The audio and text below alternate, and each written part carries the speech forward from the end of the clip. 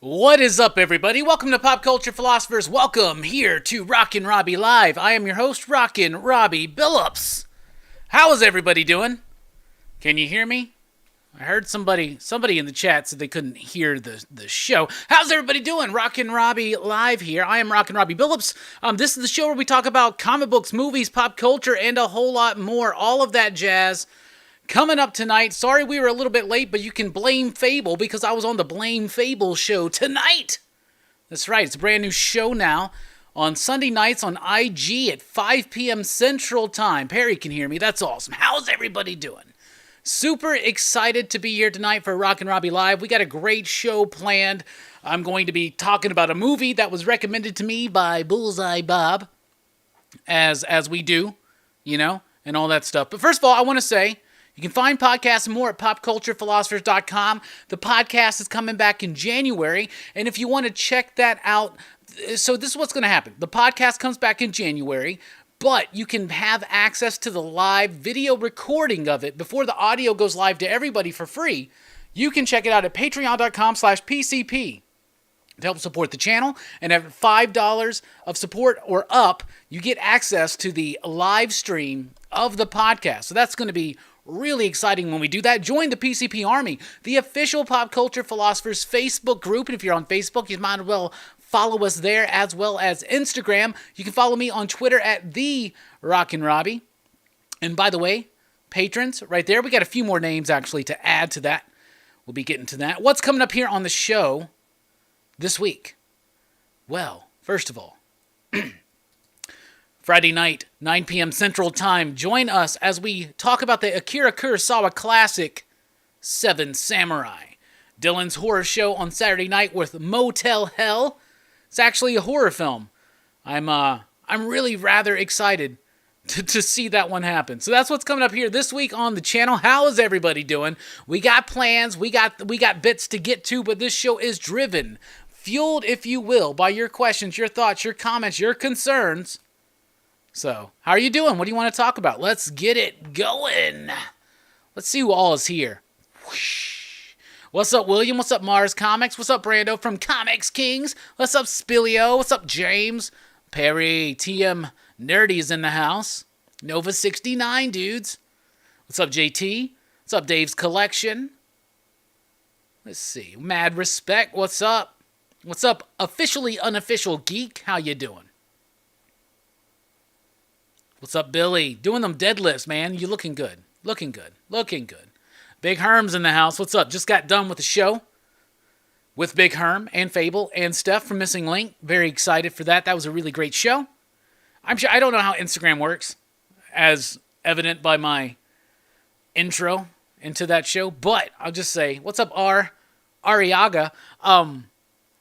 But I will say, I don't know if you can catch it on a replay at some point. I hope so, because it's dope. It was a dope show.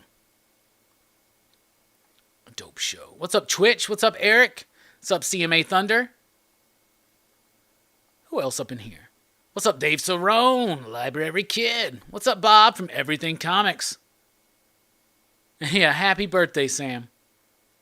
What's up, Rerun 67? If you're in here, say what's up, and if I miss you, don't worry about it. Just throw out another what's up, and I'll get to it. What's up, Evil Face Bad? All right. What's up, Kaiser Jose? How is everybody? Do DC Patrol Ancient Unique? Hell yeah, and hit that like button. It lets YouTube know that this is a happening place to be on a Sunday night right here, talking comics, movies, pop culture, and a whole lot more. So, honestly, I just got done with this Blame Fable show. It was amazing. It took a hiatus. He's back. He's doing it on IG on Sunday nights. It's going to be the pregame leading into Rockin Robbie Live. I had the honor of being his first guest there with Big Herm and Steph, Link. Bruh, that was a great show. I had so much fun. What's up, Jackson? How are you doing? Hey, it's Twitch's birthday today. Oh, that's unfortunate. What's up, Samantha? What's up, Funhouse? It's not unfortunate that it's your birthday. It's unfortunate where you had to spend it, bro. Hate to hear that. All right. So, what do you want to talk about? While you guys get in what you want to talk about, we're moving to the first six. That's right. Bueller and Bob do a first five, but we do a first six because we got to do one better You know what I'm saying? We're going through the Blu-ray collection. Fifth Element. We're in the Fs. So Herm actually just showed off his 4K that he just got of that. But there, I only have the regular K Blu-ray. So there you go. There's the Fifth Element right there from my Blu-ray collection. Then we got Fight Club with the Slip My Man. Look at that. Love Fight Club. It's a cool movie. There's the Firefly right there. You know, I always talk smack, say things like, oh, people need to get over Firefly and all that kind of stuff. But I'll tell you what. I do like Firefly. There it is right there. The complete series. All right, then we're breaking up the Fly box set because if they're individually cased, they count as one. So there's the original The Fly, Vincent Price. Then we got Return of the Fly. And we're going to end the first 6 with The Curse of the Fly. So that's part of the Scream Factory box set. That is the first 6.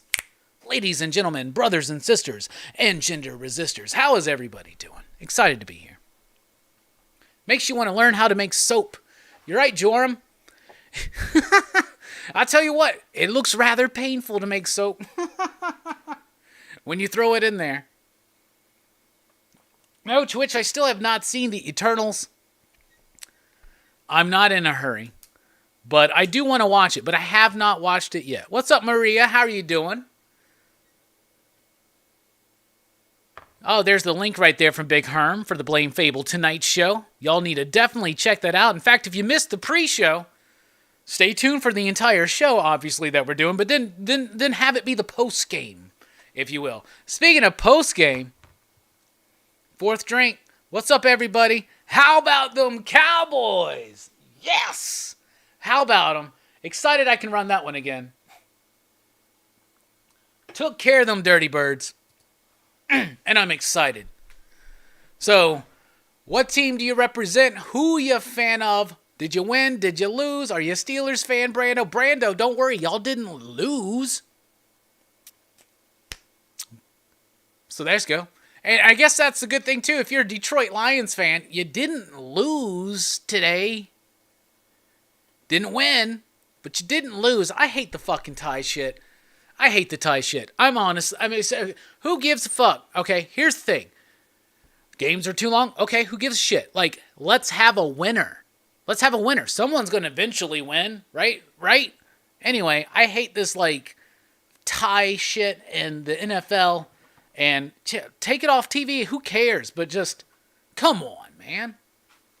CMA Thunder with the Vikings for the win. Hell yeah. Well, what about, what about the I almost said the Patriots. Patriots slammed today.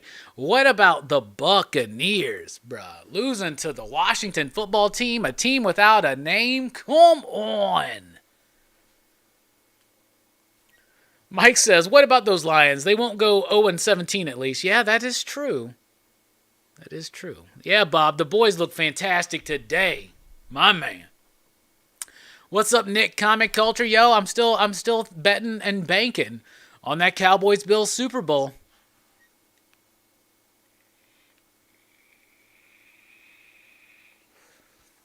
Moni says, can't believe I betted on the Falcons, but the Pats killed the Browns. They sure did.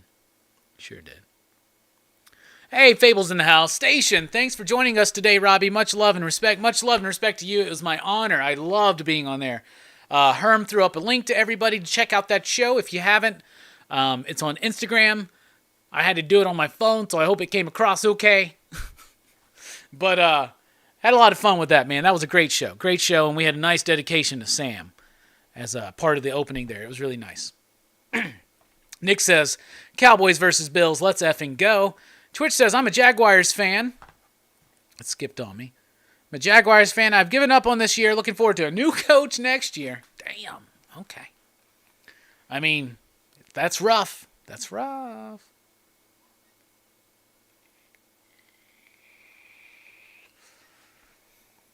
This week is probably the first week the Bears haven't sucked, says Officially Unofficial Geek. Who do they play? Did they win? Did they have a bye week? was that the joke? Was that the bit? I have no idea. I know that next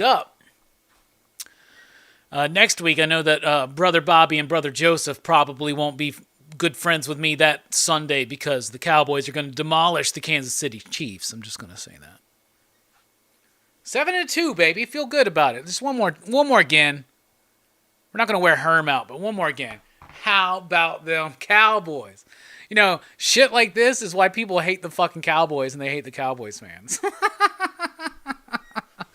Oh, anyway, very excited for that, so.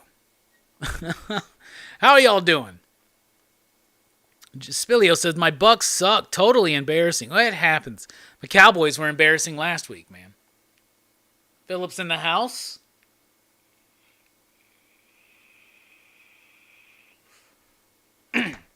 Take a shot. I don't have no liquor in the house, man. I'll take another swig, though. How about that? Delicious. Robbie, still waiting on the diamond shipment from last week. How's this looking? Next week looking? Wow. We finally got our shipment on Friday. But this week's probably going to have some delays, too. They've already sent out an email talking about there may be some delays, so don't be surprised if your shop doesn't have their diamond shipment.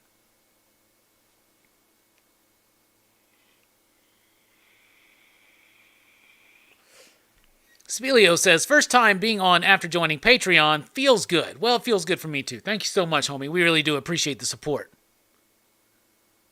Rip a bong. I got to get Robbie a cool bong. That stuff's not legal in Alabama. I would never do something like that. Twitch says, I can actually drink tonight while watching the show. I can actually drink tonight while I'm doing the show. How about that? What's up, Glenn? What's up, Trade Paper Dad?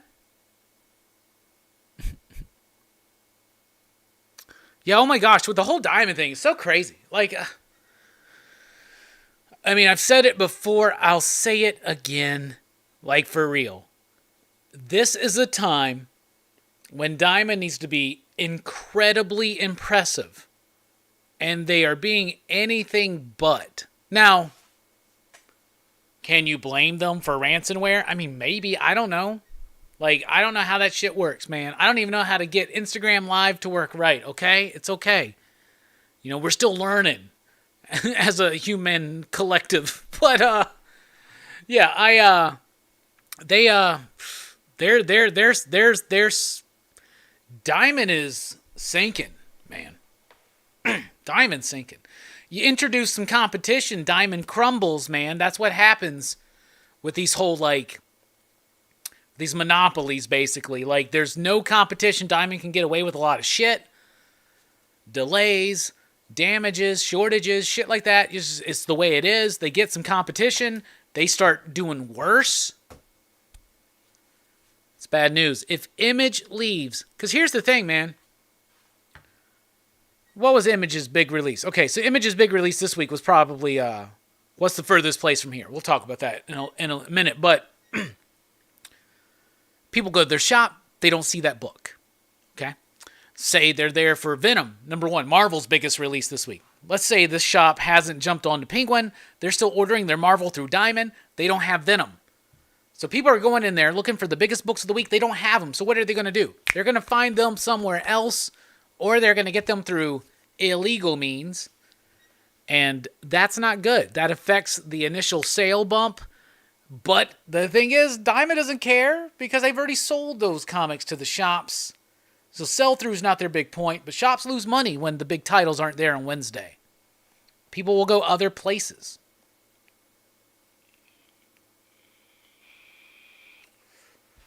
So, I don't know. Right now, I deal now with a lot of distribution as far as books go, but Diamond's the worst. I'll be honest. In my estimation right now as a retailer, Diamond is the worst distributor that we go through. They're not reliable. They never have stuff. And shit like this happens, man. You know, the comic book fan doesn't give a shit about ransomware. They don't care about delays and supply shortages and shit like that. They just want to know if their book's there. If their Venom's not there, if their what's the furthest place from here is not there, they don't give a shit about all the excuses.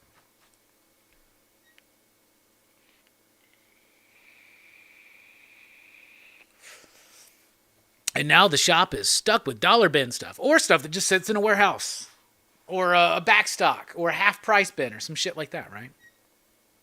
It's the way it is, man. How do we change it? Well, I think Diamond's changing it for themselves. They lose image, they're done. They lose image and they're done. You don't think people right now are trying to figure this out? You think now that the doors of competition have opened?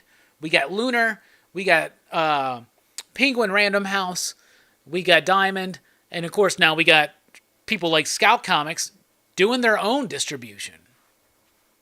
That's another thing. We had DC, we had Marvel this week, and we had Scout.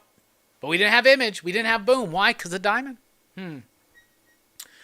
I don't know why Image doesn't distribute themselves. I will point out that not too long ago, Eric Stevenson had filed for a copyright or something on Pacific Comics. Pacific Comics was its own company back in the day, but it was also a distributor.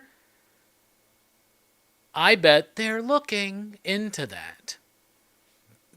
Image leaves. What happens? Boom's going to go to Lunar, or they're going to go to Penguin Random House, and then what do you got? Come on.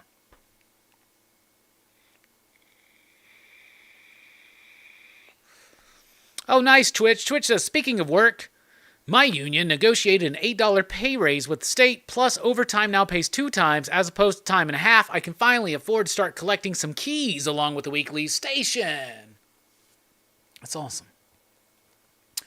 I'll be super bummed if Decorum isn't at my shop this week.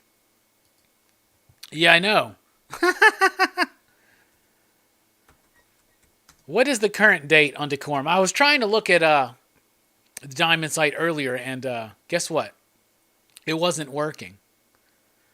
All right, so right now, the current date for Decorum number 8 is November 24th. So Verno, not this week. I know you keep trying to get me scheduled on the week that you think that Decorum's coming out. I keep telling you not to hold your breath, man. I've been through this shit before with Hickman. Now it's saying November 24th, man.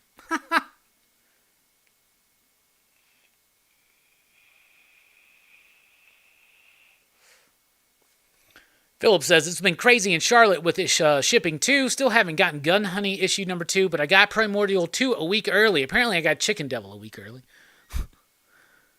Jorm says, I used to freak on the inside when this happened. After I spent weeks volunteering at the local comic shop, you start to see how shops get shorted constantly. Yeah, it is a constant thing.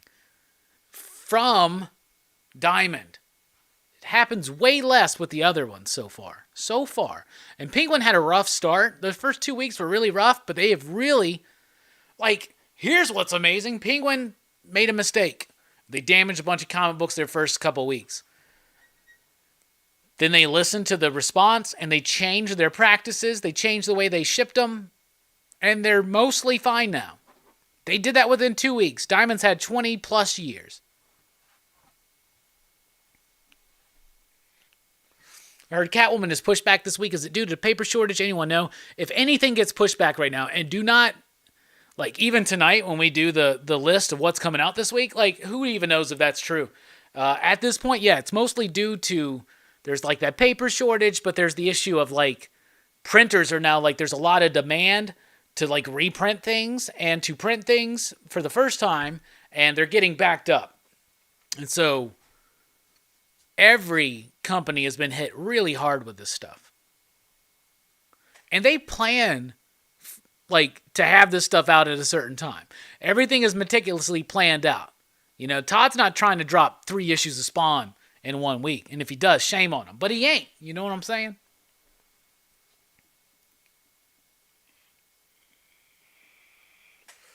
"62 Lefty Blue says, has Alias Black and White shipped yet from Antarctic Press? I don't know. I haven't seen that one come across the desk. I haven't seen it from across the desk. I don't know what I'm doing. Already starting to sing, y'all. Y'all just wait. You never know what's going to happen. All right. Speaking of comics, let's get a little bit more positive. Some comics actually came out last week. Some people actually got their comics and all that kind of stuff. So, what, out of everything you read last week, was your favorite comic book? What was your favorite comic book last week? In fact, I'll word it like, what was your pick of the week?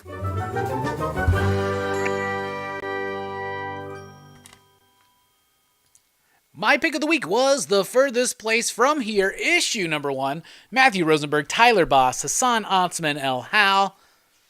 Come on. First of all, big bold opening page right there. Tooth and hand. Little nice fun introduction to all the cast of characters. And then there's the big trend right there. Double page title spread, long ass title. This is a cool book, man. I really liked it. It's like triple sized. It's $4.99, but it's like 40 to 60 pages, something like that. It's broken up into individual chapters. This book is amazing. So it's from the exact same creative team, Boss and Rosenberg, that did 4 Kids Walk Into a Bank, which is amazing. Really cool stuff. And it's got this tinge of music that's kind of tied into it. You notice these kids at a record shop, they're talking about records. There is a version of this that comes with a 7-inch record that has a couple of songs that were written just for this book. Those have been a little bit delayed too because of vinyl pressing shortages, mostly due to the Adele album, apparently. But anyway, I love the artwork. Very striking, very graphic. The lettering is top-notch and perfect. And this is one of Matthew Rosenberg's best scripts in years for me. And it's got a little bit of a supernatural element to it, but what it is it's the end of the world.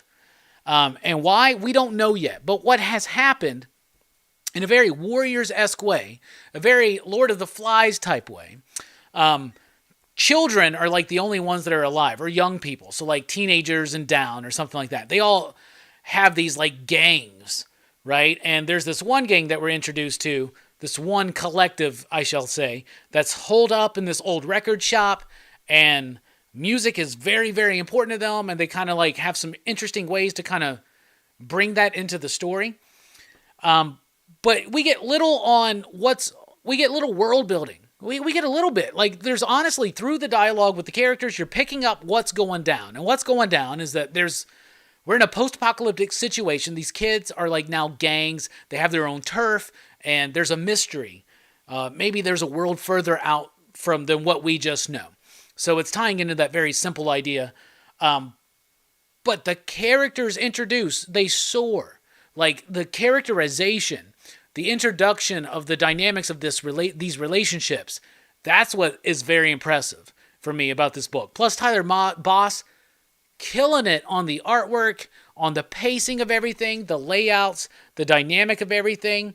It's got a little bit of a indie feel mixed with like something like Mad Max. Like imagine High Fidelity meets Mad Max. That's what I'm going to call this, okay?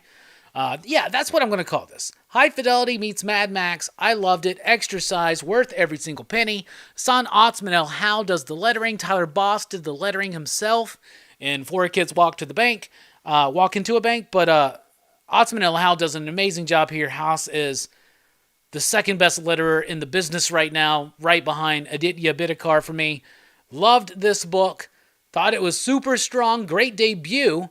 Did everything I want out of a first issue. That was my favorite comic book of the week. What did you think about this book? And what's your favorite comic book of last week? What's your pick of the week?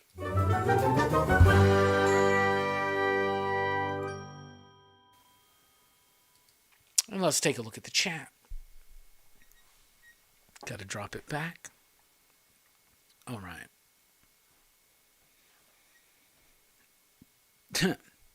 Back on the Diamond stuff. Twitch says, Diamond can die off for all I care. Still can't get over them sending a third printing of Stray Dogs #3 to fulfill my order, where the cover had a piece of tape placed on it, then ripped off before boxed. Yeah, that happens. Perry Comics says, Robin and Batman the Imposter. Great books. Kirby says, still waiting on last week's comics to arrive. I'm excited for Furthest Place From Home. I went all out with the vinyl and the variants. Officially Unofficial Geek, she says, Batman the Imposter, Robin and Batman Venom, Future State Gotham. I realize I'm the only one that loves Future State Gotham, but oh well. It's okay. If just you keep that torch burning. Is Boom going to sue for stealing their long-ass name shtick? No, that's just the thing everybody's doing now, isn't it? Spelio says Robin and Batman. Kirby says that Adele album has pushed back other records for up to 6 months. Wild. Dave's Collection says, Venom, I also got The Furthest Place From Here, signed by Rosenberg. They gave out a Virgin thank you variant sign for the first 25 at the signing of Midtown Comics. That's super cool, super cool. CMA Thunder with some May's book love. I did get a chance to read May's book and included it in my top 10 video with Jim Mint, which is live on his channel now. Sounds like a series of zombie books I read as a kid, even survivors turning into zombies when they turn 18 and stuff. Yeah, there's something going on, like when they hit a certain age, they're no longer part of the collective or something like that, and there are these other gangs, and there's this mystery, there's a death, there's a missing person, and it kind of throws it out there where they're going to have to explore this crazier world. And to me, what it's doing is in this kind of dangerous situation where the post-apocalyptic world is out there, but they don't really know what comprises it because they're kind of stuck in their safe zone with their music. Like, we can all get into our music and our comics and our movies and just stay safe, and that's fine. And it's a form of escapism, but it's a form of inspiration, though, sometimes to get you to go out and move, right? And that's what's happening towards the end of this book, is they're being forced to kind of move and explore and live and be, which I think is pretty rad.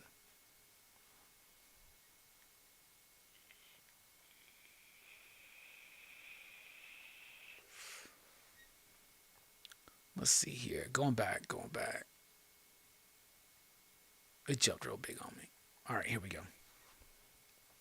So will each issue have songs for the story? I have some suggestions. Yes. Do they give you... Well, first of all, right there they show you where you can... I'm sure you can also listen to the music online or something.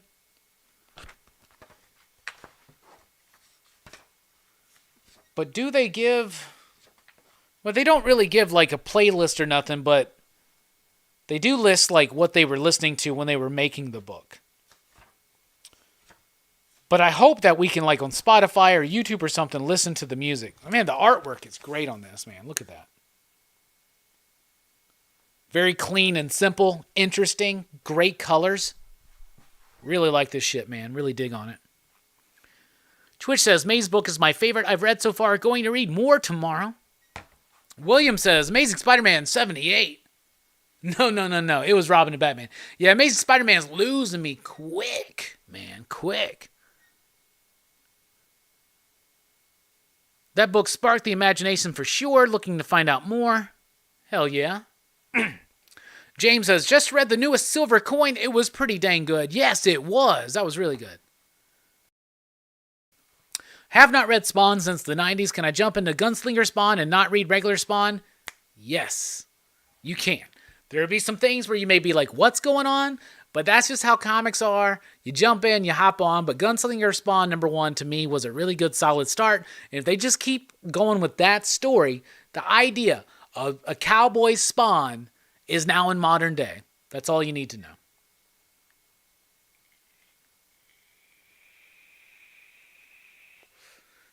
Rerun 67 with the first super chat of the night. I appreciate you breaking the ice on that because I feel like singing.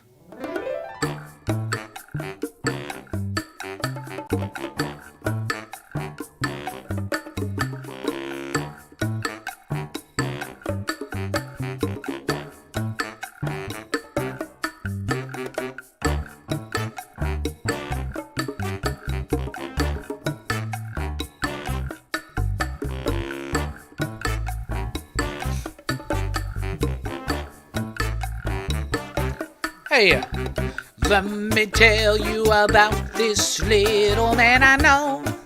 His name is Hellboy. He was sent to the earth some long time ago to save it or destroy. Brought to this earth by Rasputin, son of a demon and a nun who had sex with the demon, but was raised by Professor Broom. Now he fights evil and monsters. Shit. And he fights with the man who's a fish named Abe. Now he fights when the fire starter named Liz, and an ectoplasmic mess named Johann. BPRD, yeah!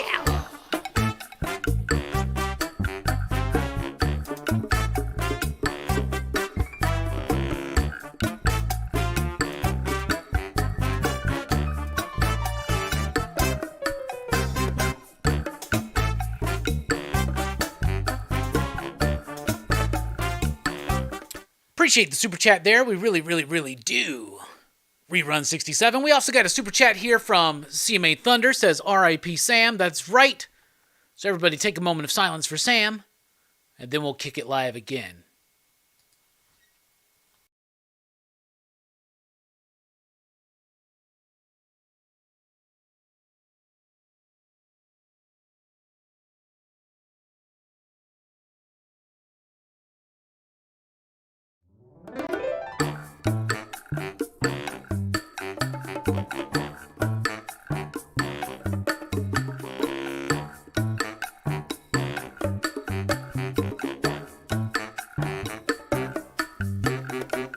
Well, let me tell you, I know this dude.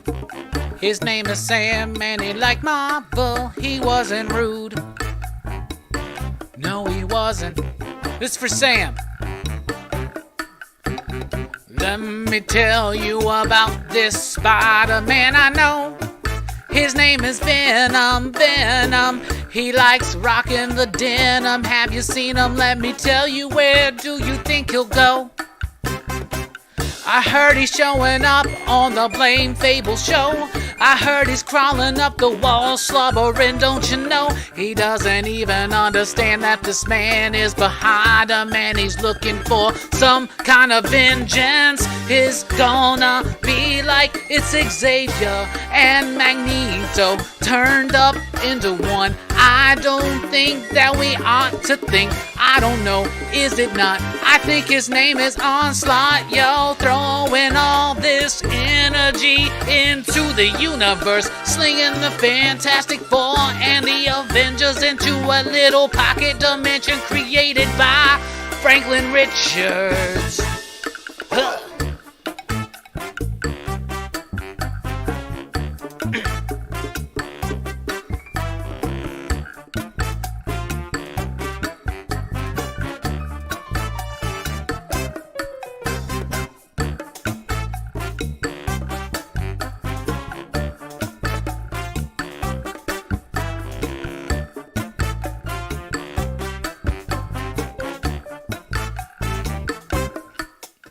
All right, everybody.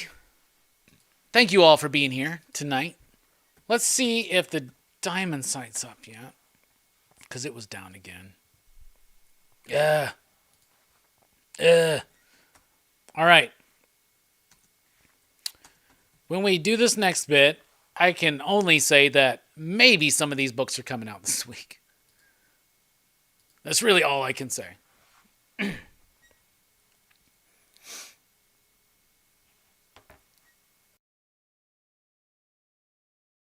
Excuse me, everybody. All right. Yeah, I like singing too. Yeah, Sam was the best, man. Sam was pretty awesome. All right, so we're about to look at what's coming up in shops this week, but I'm just going to say that don't count on a lot of these books. Some of them may not actually. We'll see what happens. All right. Amazing Spider-Man 78.BEY. Yeah, because one of the things that we absolutely love about Spider-Man are these dumb, meaningless point issues. So let's bring that back. Anyway. So be ready for that. Then we got Moon Knight number 5 is supposed to come out this week. I hope so. X-Force number 25. Dark Ages number 3. Let's see what else. Sword number 10, maybe. Primordial number 3, maybe. Kang the Conqueror number 4. King Spawn number 4. What else? Yeah, Decorum number 8. Yeah, that ain't happening. Star Wars Dr. Aphra 16. Shang-Chi 6, Spider-Woman 17, Walking Dead Deluxe 27, Star Wars High Republic Adventures number 10, Time Before Time number 7, Eat the Rich number 4, Darkhold Wasp number 1, Power Rangers number 13, Moonshine 28, Buffy the Vampire Slayer 31, Manifest Destiny 45, Not All Robots number 4, Dune House Atreides number 12. Hey, I get the reference now.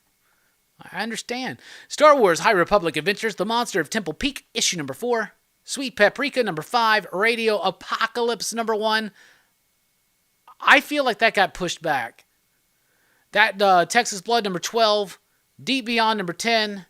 Jupiter's Legacy Requiem number 6. I believe that got pushed back too. Chicken Devil number 2. Transformers number 37. The Fantastic Four Tribute issue number 1. I think that got pushed back too. Gun Hunting number 3.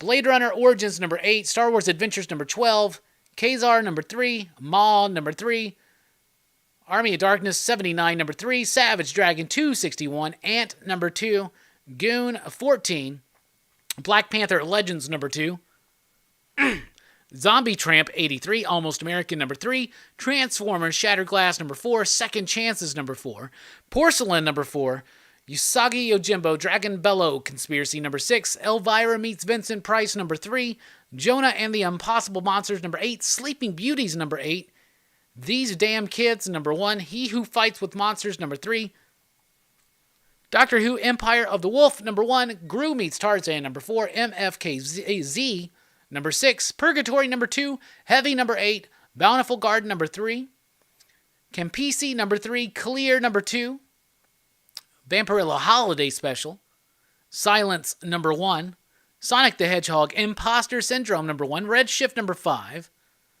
I think that got delayed. I don't know. A lot of delays, actually. I wouldn't trust much of what I'm saying here. To be honest with you. Savage Hearts number 5, Nobody's Child number 3, Blood Skulls and Chrome number 3, Edge number 3, and that's what we got. Obviously, I skipped out on the DC books, but there's a reason for that. Yeah, Doctor Who title, we'll see, though. We'll see. I don't know how many of those are actually coming out. There's a few of those that I read off that I'm fairly certain are not coming out this week. TM Nerdy says, I read These Damn Kids, and it's worth it. All right. Jackson says, can't wait for Moon Knight. I'm loving the book, and I'm excited for the show. Me too. In segment 2, we'll be talking a little bit about the announcements coming up.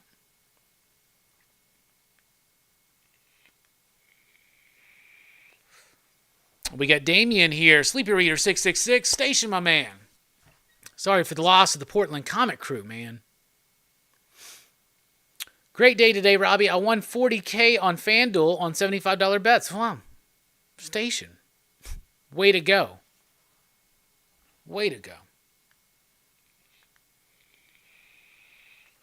All right, Brother Joe is out of here, so we're out as well. Just kidding. We're just taking a quick break. When we come back, DC sneak peek, Marvel Disney Plus news, and I'm going to be talking about a movie that Bob recommended to me. We're back on the Kung Fu kick, y'all. 5 Deadly Venoms coming up soon. We'll be right back here on Rockin' Robbie Live.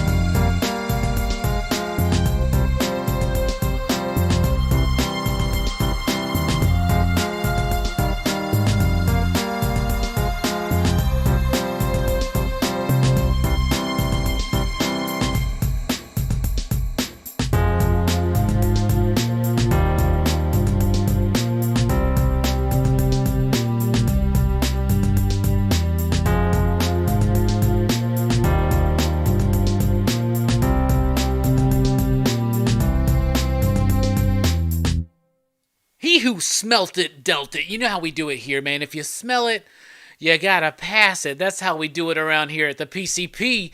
You know what I'm saying? Anyway, what's up, everybody? Welcome back to Pop Culture Philosophers. In fact, welcome to Rockin Robbie Live. It's the live stream every Sunday night where we talk about movies, comics, pop culture, and a whole lot more. And we've had a great show already. We talked about our favorite comic books of last week. We looked ahead at what was coming up in shops maybe this week. And coming up ahead, we got the DC Comics sneak peek. We got the Marvel Disney Plus news. We're going to talk about that. And I watched another Kung Fu movie, Shaw Brothers Cinema. Come on, my man Bullseye Bob throwing out the hits. 5 Deadly Venoms coming up in this segment. But this show is driven, fueled, if you will, by your questions, your thoughts, your comments, your concerns. Get them in right now. Taki is in the house and says, this feels like an old school, like PCP back chat type thing. Man, that's awesome. Hell yeah, man. All right, you can find podcasts and more at popculturephilosophers.com, right? Podcasts coming back in January. If you want to get the earliest look at that, join our Patreon at patreon.com/PCP.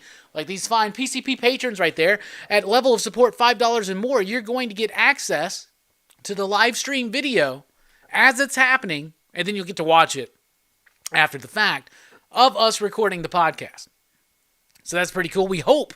But at any level of support, you get a downloadable podcast file, basically, of the weekly comic book review, and you get that before it drops here on YouTube, the video. So there you go. And thank you to all of our patrons. We have some new additions. Spillio, Big Herm, come on, y'all. Show the love. You know what I'm talking about. Anyway, also, follow us on Facebook and on Instagram.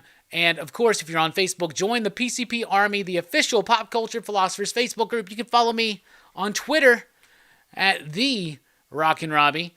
Friday night, we got Bob joining us for the Seven Samurai PCP movie night, Akira Kurosawa classic. And then Dylan's Horror Show on Saturday night, Motel Hell. Very excited to finally do a horror film on Dylan's Horror Show. Because last week we did Legend, which was a nice revisit. But come on, bro. That's not a horror movie. Motel Hell, though, definitely a horror film. Just last week we saw a film, as I recall, it was a horror film. That Lonely Island. Y'all know what I'm talking about. How are y'all doing? Just stepped away and just read this comic. Good time. And what comic we talking about? Did I talk about comic? Are you behind, Nick? 5 of the Deadly Venoms? The 5 Deadly Venoms. 5 Deadly Venoms. That's the name of the movie, right? Or the 5 Venoms. Whatever. I watched a really shitty copy of it, by the way. We'll get to that later on. I know that Bob's just waiting to hear my thoughts on it. Oh, Bob's giving me a good list, by the way, William. I'm sure he appreciates the suggestions, but Bob is doing old school to new school to old school back to new, like more modern films, like obviously, last time I did this was pre-Horror Fest because we had to have Linnea Quigley Appreciation Month. Okay? Come on. But Hero, Jet Li, I'd never seen that. That was great.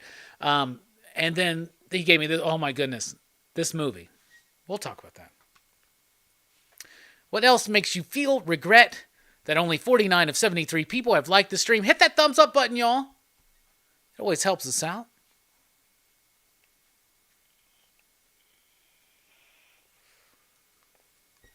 Don't tell me you did what I think you did in your pants, Robbie. Bruh. What I did was not in my pants. I'll just say that. But it was in my heart. So there you go. I'll tell you this. I had the pictures loaded up. Not loaded up. I have them on my phone. Maybe I can show them here. So Mike, since he's been back from his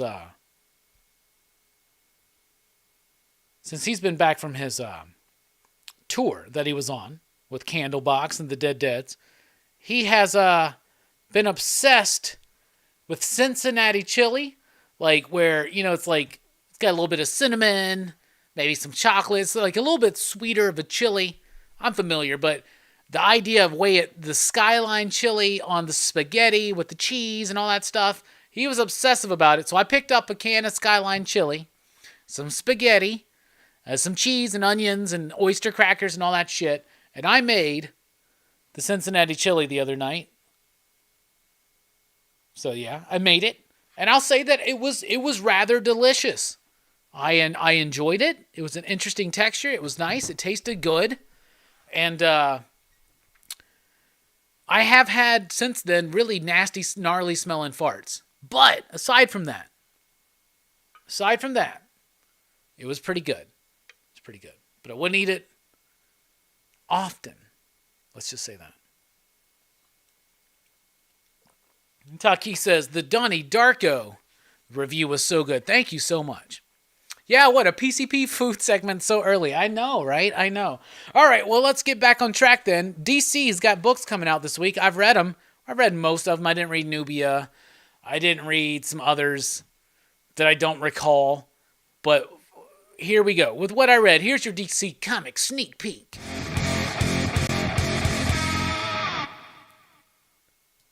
First up, Robins, number 1, Tim Seeley. Who's the artist on this one? Somebody Rivas. I didn't really like it. I appreciate the idea behind it. Okay, so here's the basic premise. First of all, there was this like round robin type thing right here where there was these proposed series that people got to vote on somewhere online, and Robins is the winner of that. So whatever. So it's all of the different Robins teamed up. So we're talking Damian, Tim, Stephanie, Jason, and Dick. Okay? And they're all teamed up and kind of hanging out and talking. And then the threat is somebody claiming that she was the first Robin. Okay, having read the book doesn't really work. It's really on the nose with some of its metaphorical, allegorical type things. Like they really kill the Robin bit over and over and over again. Some of the setup doesn't work for me. Some of the dialogue doesn't work for me.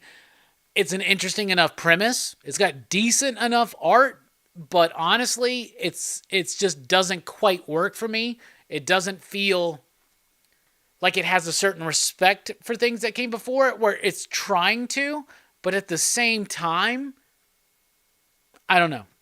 It just did not work for me. Then we got Batman Secret Files, The Gardener. This is the origin of the Gardener in a way.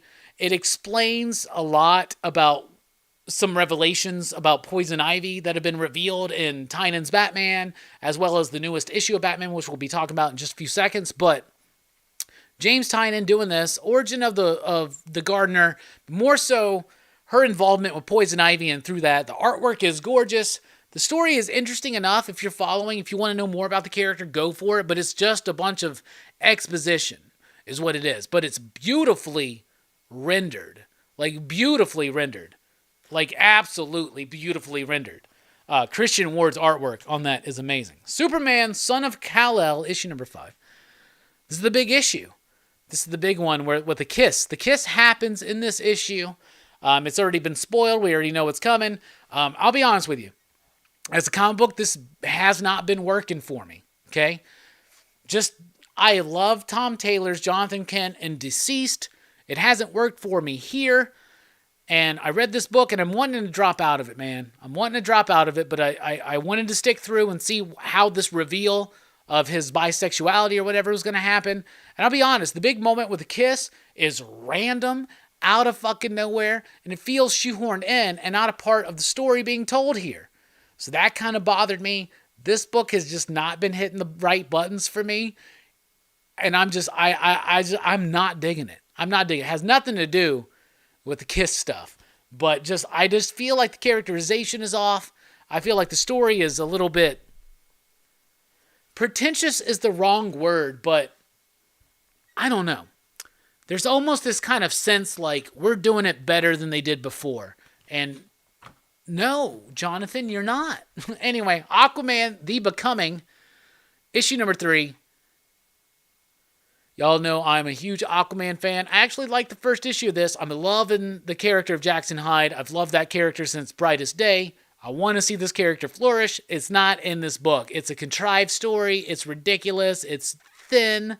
And they're stretching it, and the artwork, I think it's even different artist here. All of it, like, it's a mini-series. It's a 6-issue mini-series. You can't have the same artist. And if it is the same artist, like, well, it's weak, bruh. This book's weak. 2 Aquaman-related books out, right? 3 Aquaman-related books right now. The Deep Target one, the Black Manta one, and that one. And they all 3 All three fucking suck, y'all. I'll be honest with you. Wonder Woman Evolution #1, a new one from Stephanie Phillips, Mike Hawthorne. Artwork in here is really bad for me. Story's okay. I like seeing Silver Swan show back up, but it's not doing anything that justifies to me a 8-issue Wonder Woman miniseries. Like, it's not. Like, honestly, it's not. Like, it just isn't. It just didn't work for me. It has moments that could work, things they're trying to do, but it's not necessarily that it's like clunky, but it feels unnecessary. And it just doesn't feel like it has an impact as to why this book is existing on its own. And I did not like the artwork. So that one wasn't for me. Supergirl, Woman of Tomorrow, issue #5. So I've been liking this book for the most part. I do feel like it's a little bit verbose. So actually, midway through this book, I stopped reading the captions. Like, I'll be honest with y'all. I stopped reading the captions and just read the dialogue, and I enjoyed the book a whole lot more than I was. The dialogue gets you inside the head of the main character here and her perspective on Supergirl, and it will explain some things, but honestly, it's not really needed. And so I just did my editorial executive decision as a reader and stopped reading the captions, and I enjoyed it. The artwork on this book is great. The overall story is pretty decent. He's stretching this, though. Even with 8 issues, Tom King is stretching the shit out of this story. That's a 4 or 5 issue story at best. Come on. Blue and Gold is here with issue #4. It loses me. This is an 8-issue miniseries. We're already doing filler issues. This one is Ryan Sook is back for a little bit of the artwork, but it's mostly Kevin Maguire, which is dope. And, who's the other artist? Oh, Dan Jurgens, of course. So that's nice and it's cool. So basically what happens is Booster and Blue Beetle are on a TV show trying to talk about their time in the JLI, and they both have different iterations of the story, so they're showing you, their 2 perspectives on the story and are ultimately revealing it, but, this would be a fine issue for issue #4 or so if this was ongoing, but it's 8 issues, man. I need something. I need a tighter kind of story.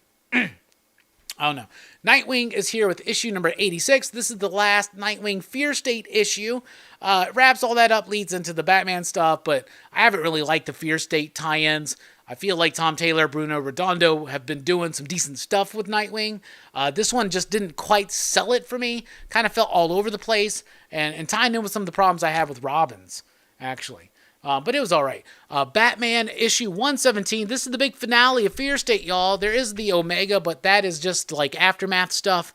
This is the actual ending, the big confrontation, the bomb, the culmination, Scarecrow, Peacekeeper. Bruh, I didn't like it. I mean, I liked the artwork in the last half of this book. The first half, Jorge felt like he was really phoning it in, kind of rushing a deadline, but the last half felt really good, tying in a lot with the Gardner Poison Ivy stuff.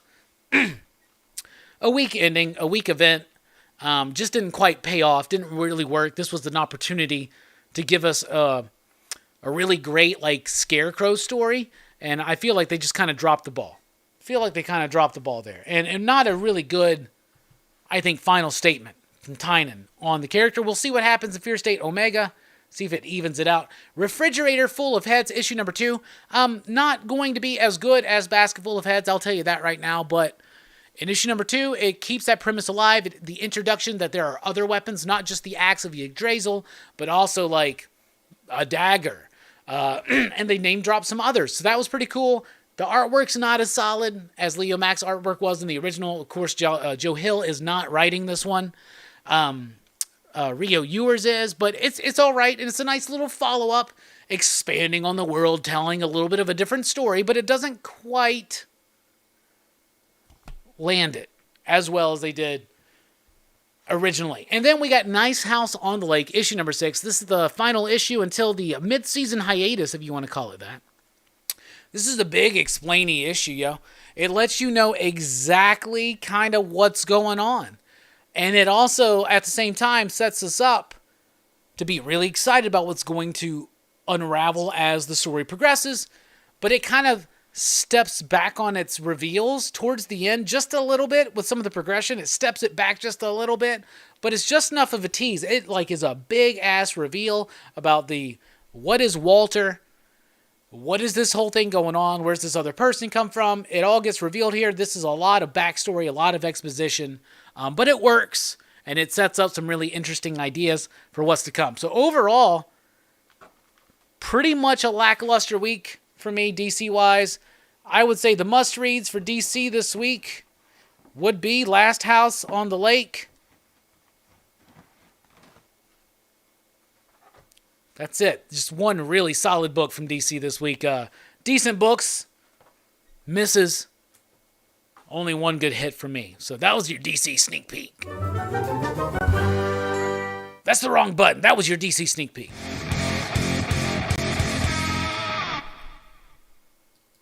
So basically what I'm saying is if you want to save some money this week, so just don't buy much DC this week. This is a DC light week, right? JT says, Nice House on the Lake is probably my most looking forward to. Hell yeah. 62 Lefty Blue says, just read Department of Truth Volume 2, and I get what Robbie was saying about the damn Bigfoot Journal. Station. I appreciate that, 62. I really do. That's pretty dope.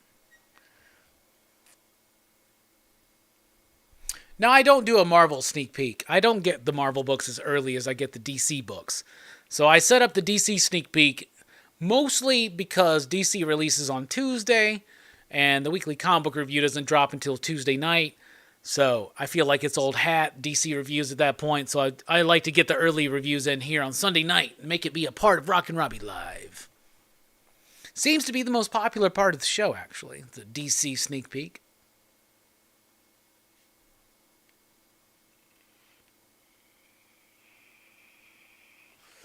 Taki says, make sure you guys get the next Department of Truth whenever it hits your stores. Big book, allegedly. Hell yeah. Start of a new arc. Might be a new character that's going to be very important. If this show comes out and works and hits and slaps, we'll see.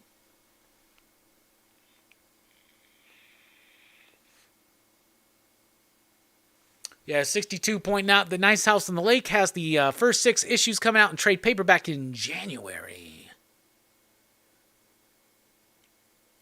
Evil Face Bad loved the Sumerian this week. Oh, man, I still haven't gotten to read that one. I forgot that one came out. I forgot to grab it off the shelf. Bob says, right now I have about the least amount of DC books right on my pull list. I love that Nice House on the Lake, though. That book is awesome. That book is really good. This was a lackluster week. DC had a really good week last week, though. But this one, not so much. But I'm excited for Williamson coming in on Batman. I'm glad the Sphere State shit is wrapping up.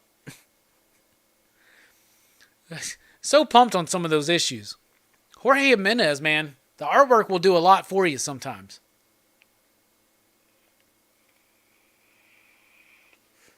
It just felt like a really weak ending. Like, that story did not live up to the build-up. Oh, I have Canto 3, number 4. But I haven't read it yet, Bob. I plan on reading it and talking about it this week on the weekly comic book review. But no, I have not read it yet. But I did read these DC books. All right, so a few weeks ago, DC did their whole fandom thing, kind of revealed a bunch of shit about movies that was really dope. Like, really dope. The Black Adam trailer or teaser and the Batman trailer and all this other stuff. It's really dope, okay? The Peacemaker. So Marvel decides, Disney Plus, they decide they're going to do their own little thing, Disney Plus Day. And they're going to drop a big monumental thing, too. And I'll be honest, it doesn't stack up to what DC released that day. Because it's mostly just some trailers for some TV shows. But I thought it was pretty good. So let's talk about the Disney Plus Marvel announcements. We talked a lot about this on the Blame Fables show. So I will reference you to that on a lot of this, but X-Men 97, we are all pumped for that one. Come on. Continuing the X-Men animated series from the 90s. Very excited for that one. Echo. I'm a big fan of Maya Lopez. She's being completely mishandled in the comic books right now, but doesn't matter. I'll just say that I am excited for this. I hope they really have a strong David Mack influence on this show. It's a good character. Spider-Man Freshman Year is a animated series that Herm told me for the first time I've heard this, that it's supposed to be in continuity. And I know that Leonardo Romero fantastic comic book artist, is one of the lead designers on that. Agatha, House of Harkness. Agatha is getting her own miniseries. Why?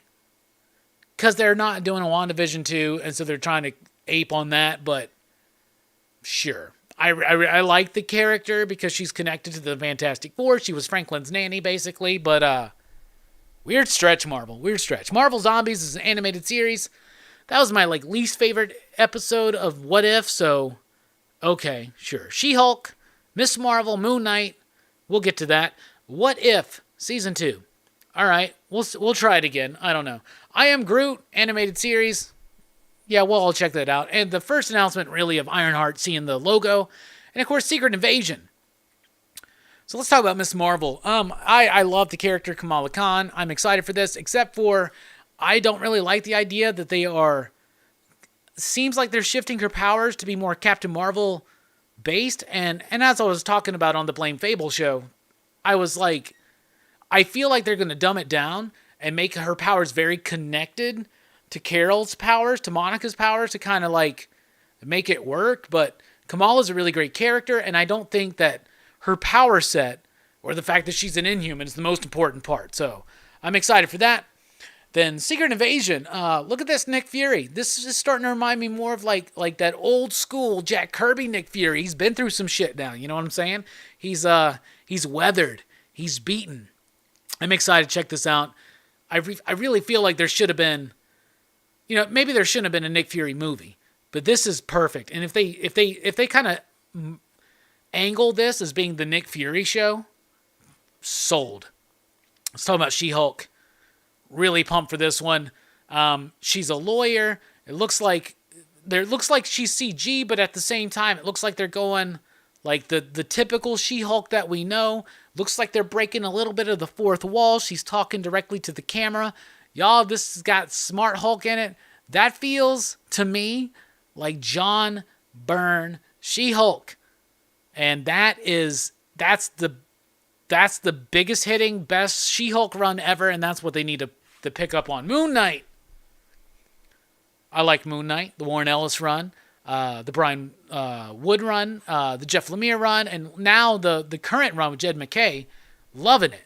Moon Knight is a cool, interesting character, and I'm a huge Oscar Isaac fan. Look at the detail there on the costume. We haven't seen too much of it, but oh my goodness. I'm so freaking excited. Oscar Isaac is amazing. He's my new obsession. And so I'm excited about this news, to be honest. So X-Men 97, let me, out of your digs, how excited are you for each one of these announcements, each one of these little teasers? I want to know. Throw it out there. For X-Men 97, I am at 4.5 you digs.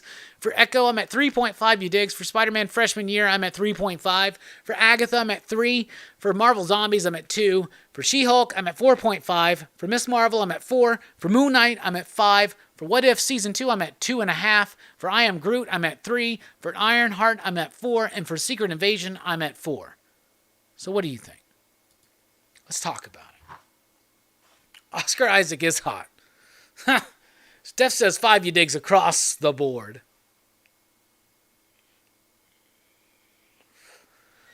Bob says, Echo series, I am down. Better be Daredevil and Hell's Kitchen references in it. One of my problems with it is that this is coming before a new Daredevil.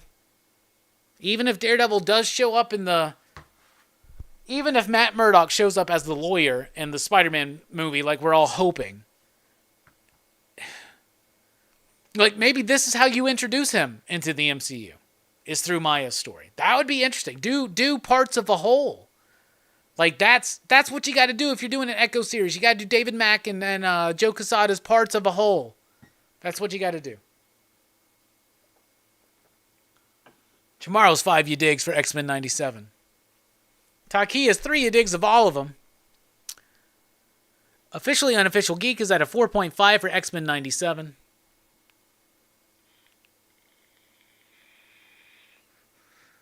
Philip says, X-Men 5, Echo 2, Spidey 3, Agatha, if they go the route of Strange Academy, I'm sold. Hell yeah.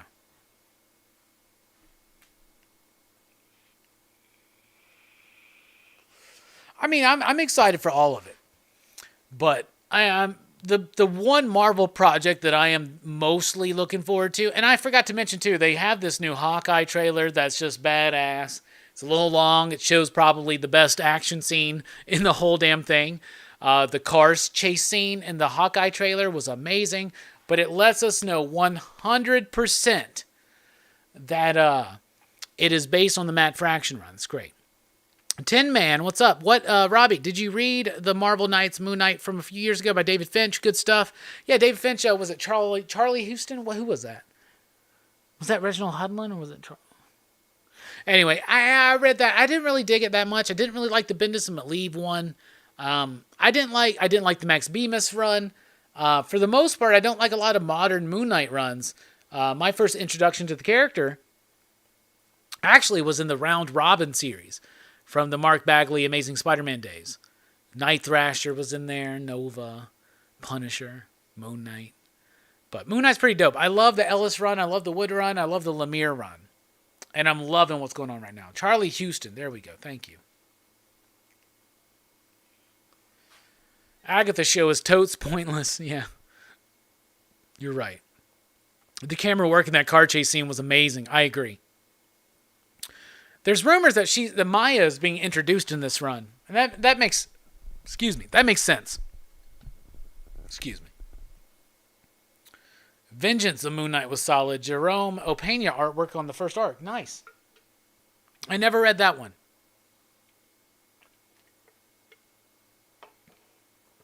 I don't know of a Daredevil announcement that got made, Taki.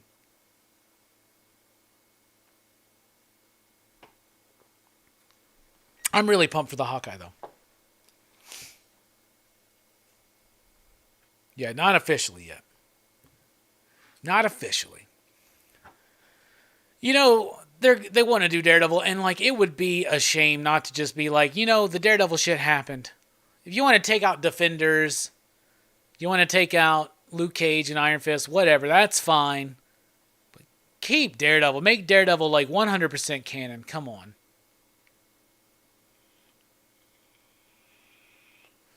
You're not going to get any better than that.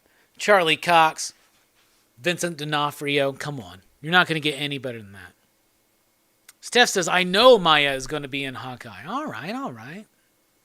All righty.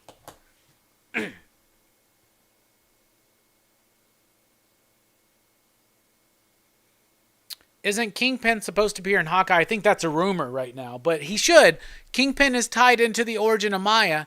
So maybe Vincent D'Onofrio, maybe Echo, that's the show. That's how they're going to introduce Daredevil.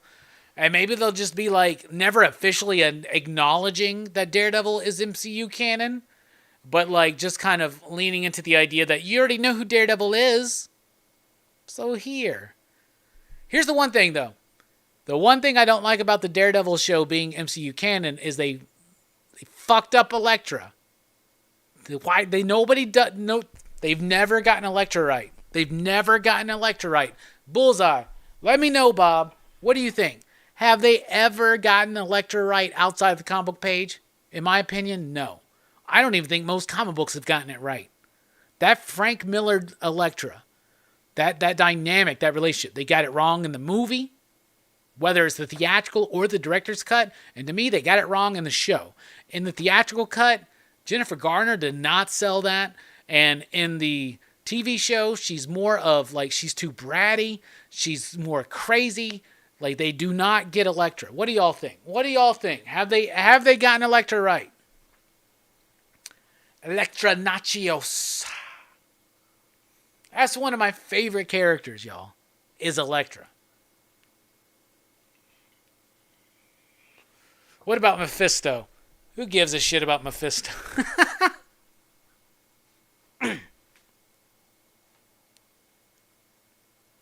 Do you think Echo is being hyped up to become the Phoenix before Jean Grey in the MCU? No. I think they're doing the Phoenix bit with her right now to raise her profile so more people know who she is in the comics. But they could do that in a different way. Like, I don't know. Put Parts of the Whole back in print. It's one of the greatest Daredevil stories ever. Yep, nope. Elodie Young was horrible in that part. I never found her to be believable. There were moments where it worked, but for the most part, it did not, my man.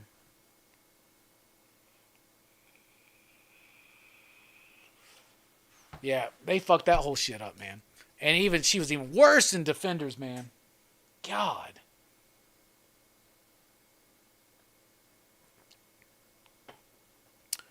Jim Shooter brought it up on the Comics King interviews, how Frank Miller pitched Elektra killing her and bringing her back. Yeah, there's the famous story where Frank walks into the room and says, I think I have to kill her.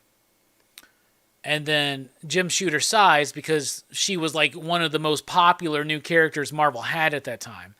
And he says, he looked at him and said, Frank, tell me a story. Doesn't matter if you feel like it's time to kill her. I respect that. It sucks. But tell us a story. Could you imagine if more editors at Marvel and other companies told their writers to tell them good stories first before the gimmick? That's what that means to me. Is like, let's not make this a big deal. It wasn't a big gimmick. It wasn't like if they did that shit today, if Marvel introduced a new character that was super on the fucking, like everybody loved her, right? And the writer wanted to kill her off, they wanted to do that, they would have made it like this huge big ass fucking thing. This was just the consequence of the story. And I love the idea of Jim Shooter knowing that a cash cow was about to be killed off, right? And even though they brought her back, that's further down the road, right? So the fact that he said, tell me a story, that's beautiful. CB's the worst EIC in my lifetime, in my opinion. I don't like to be too negative, but I've been through a lot of editor-in-chiefs at Marvel, and I have a lot of good things to say about all of them, even Bob Harris, who I thought was probably the worst in my lifetime until CB's best in my lifetime. I don't know, man. I might go with Jim Shooter. I liked Axel. Axel had a lot of potential and got kind of, and Joe Q when he first came in, that was pretty dope. But he had Bill Jimis to work with, and that kind of caused some shit.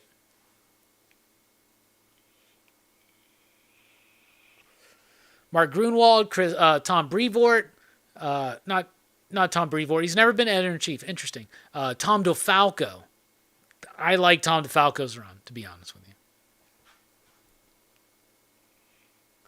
That's my lifetime. Jim Shooter and on. That's my lifetime. So that's what it is. All right, let's switch gears to a movie. This is a movie that Bullseye Bob told me about. Speaking of Bullseye Bob, he said, the first season was one of the best superhero TV properties I have ever seen. Watched that first season at least 13 to 15 times. Still throw it on. Hell yes. Definitely worth it. All right, so Bullseye Bob, big Kung Fu Hong Kong cinema fan, and will be joining us on Friday night for Seven Samurai. Very excited for that. But he's been feeding me some Kung Fu, martial arts, Hong Kong movies to watch. And the 5 Deadly Venoms is what we're talking about tonight. So let's get into it.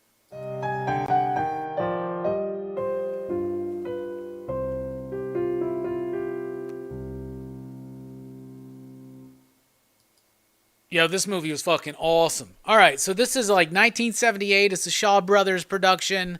5 Deadly Venoms. What it is it's basically about these... It's this old like teacher like of martial arts, of Kung Fu, and he's telling his newest student, because he's like about to die, and he tells him, yo, check in on my last 5 students, see who's good, see who's bad, see who's noble, see who's evil. There's this rich guy they may be after. And it just sets up this mystery of who are these 5, like, deadly venoms, right? They each have this, like, they're part of the poison clan. They're all part of this, like, animal style. So you got the snake, you got the centipede, you got the scorpion, you got the toad, and you got the lizard, right? And it centers around the newest student who's been taught a little bit of all the styles to go out there and find out who it is. So there's this mystery aspect to it. Right? That's interesting enough. But as the story progresses and you start finding out who all these individuals are in this society. It's telling a story about government corruption, honestly, okay? And it's telling a story about honor, and it's telling a story about right and wrong and everything in between. And it's colorful. Everybody's kind of got their own color associated with them. The fighting styles are incredibly unique and very interesting to see, like unveiled on screen. Like my favorite character is the Toad dude who winds up getting killed. He gets set up for this murder that is actually committed by the Centipede dude, which is that dude, which I love this dude too. He's like the fastest one, even though if you look at him, you don't think he'd be the fastest one. The Snake dude, but the Toad dude is the most badass to me. I love him. But the Snake dude, the way he like uses his hands, it was like enamoring. It was really badass. And when he's like hitting people in different spots, but this Toad dude, and I don't know the actual characters' names or the actors' names or anything like that. I'm sure Bob can fill us in. But the way this story built up was great. But they wind up framing this dude for the murder of all these people. They put him in an Iron Maiden. They find out his secret. They double cross him. Dude, that's brutal. That's like watching goddamn E.T. get sick and almost die. Like, it really kind of fucked me up this morning, man. But anyway, then you get the big reveal that the Scorpion dude is the other police guy that's like teamed up with the lizard dude, and then the lizard dude, and then the other dude. They have to kind of team up. And they learn that they can combine their styles and work together to like take out the others. And then the big reveal, it's obvious, but when it happens, that dude's been so restrained and so sheepish throughout this entire movie that it actually works. And when he starts fighting, it delivers. 5 Deadly Venoms. This movie was so freaking cool. I love the soundtrack. I love the way it was shot. I'm going to give this one a 4.5. Yeah, digs.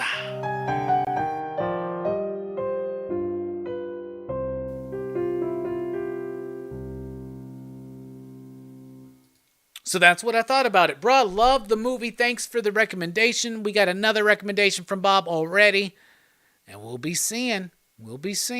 Bob says, this is Shaw Brothers goodness. Hell yeah. Fable says, 5 Deadly Venoms is a classic. Damien says, ouch on that Iron Maiden. Yeah, I know. They make it really painful.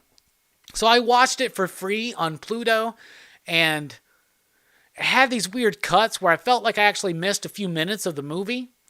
And it was, it had like advertisements and all that shit. It was not a good transfer. It was like straight from VHS or something. So this is one that I definitely want to eventually get like on Blu-ray or something and watch it like in all of its pristine glory, because the fighting was amazing. The sound effects, bro, I was enamored by the Snake dude. The way he was using his hands blew me the fuck away. I loved how everybody had this distinct style that even me, as someone who doesn't know this shit, can like easily pick up how they're moving and working. Like the Scorpion dude, the way he would do this shit, but he was using his fucking leg like the Stinger, but he was also like sly with his like poison fucking shit or whatever. Bruh. And what an asshole. And when like the Toad dude died, man, that ripped my fucking heart out, man. And for a movie that, Tubi over Pluto all day, but it wasn't on Tubi for me. I just saw it on Pluto. But like, the movie was awesome. The setup, it was interesting. Like, I'd buy action figures. That's how good this shit was, man. Bob, really great recommendation. 5 Deadly Venoms. Y'all, I'm starting to feel like I'm getting educated in some Hong Kong cinema because of my man Bob, man. Hell yeah. You needed to be introduced to them, though, so this is building your Hong Kong flick knowledge. Hell, yes, it is. Now I'm starting to get all these, like, rap references and shit.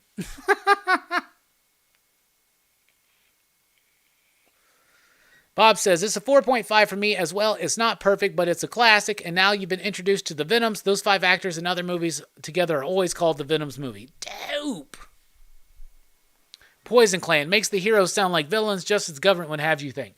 Well, the other thing is, too, so there's 5 of these dudes. Only 2 of them I would consider good guys. The other 3 are the bad guys, right? And then this other guy has to go find out who they are. And sometimes that dude, he's kind of playing this, like, foolish character that you see in a lot of like anime, where there's always this character where it's like they're always hungry and they're always goofy and they're always foolish, and he's playing that, but then they actually get to show his style. And there's some moments where I'm like, he hasn't pieced this together yet. But I loved it. So, Bob, thank you so much. That's what we did. Officially Unofficial Geek says, I need to watch some Hong Kong stuff. This sounds cool. Yeah, 5 Deadly Venoms. That was a good one. 36 Chambers. That was another one that Bob recommended. That was amazing. Hero was awesome. Oh my God. What was the next one? The next one's a Jet Li film too. Is it Fist of Legend? Is that what the next one was, Bob? Fist of Legend? Was that it? Was that it?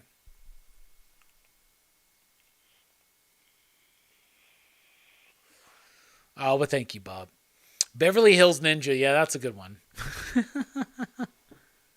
Yeah, Fist of Legend. Hell yeah. All right, Fist of Legend will be the next one I go to when we do Hong Kong cinema again.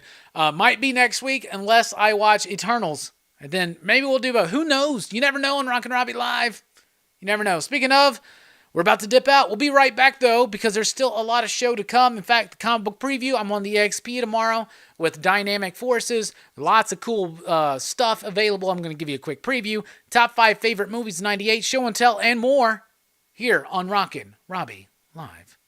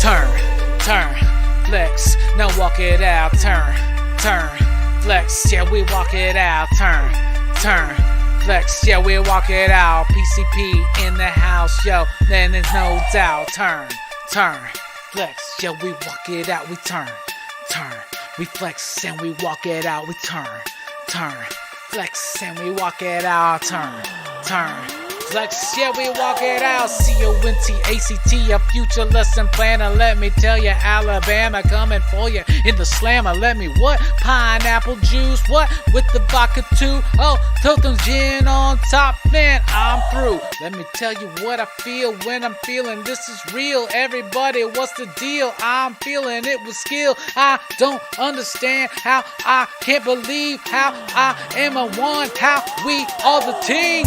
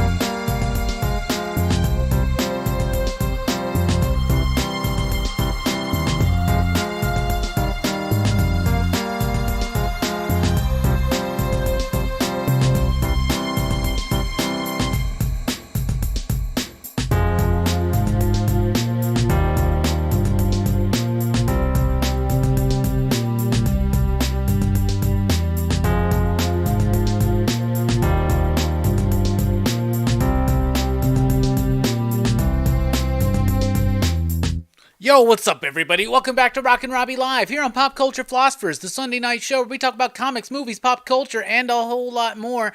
We've already talked about our favorite comic books of last week, looked ahead at the comic shops this week, including the DC sneak peek.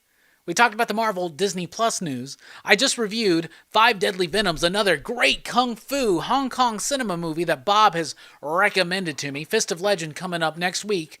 If not that, the Eternals. If not that, the both. If not, what we'll see. I gotta go see the Eternals. I really do. Really do.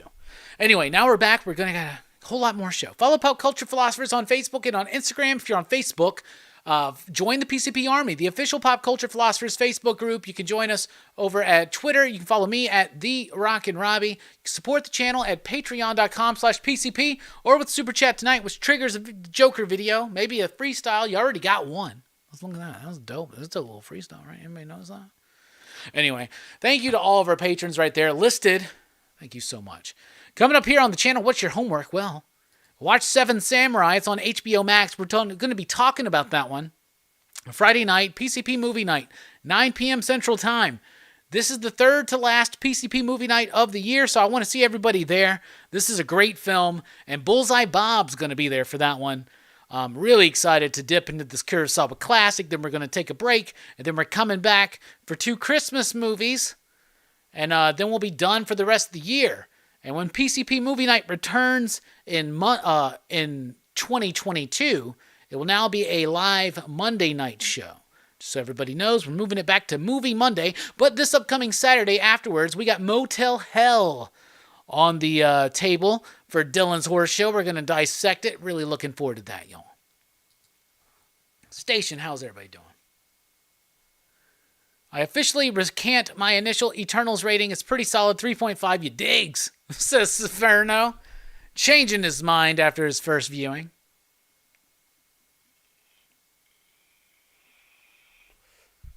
Officially Unofficial Geek just informed the boyfriend that they'll be doing a Jet Leothon. Hell yeah.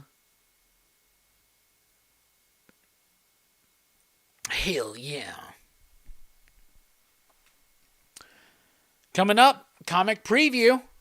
I'm on that show Monday nights, 5 p.m. Central Time, over at the EXP, The Experience.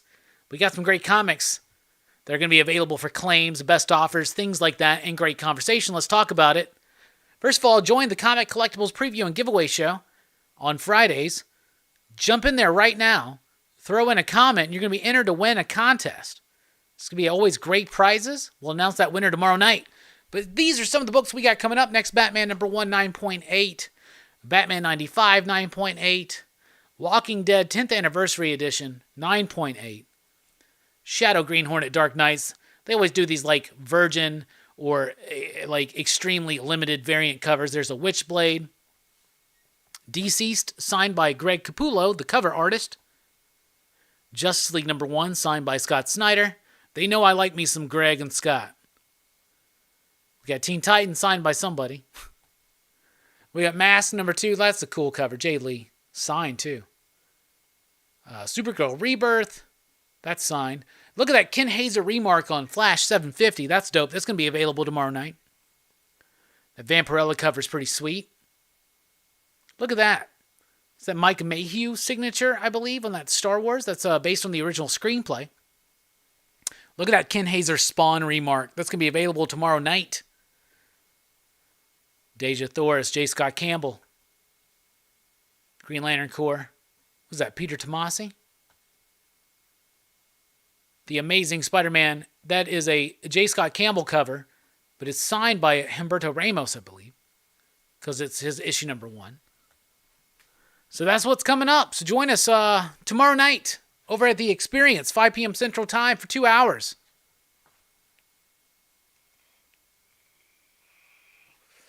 And if you enter that chat, you're entered to win a contest that we announce on my show. So this whole thing, just show up on every week. Just pop in, throw a comment, check out some of the conversation, join the conversation. You're entered to win. So that's pretty dope. That is pretty dope.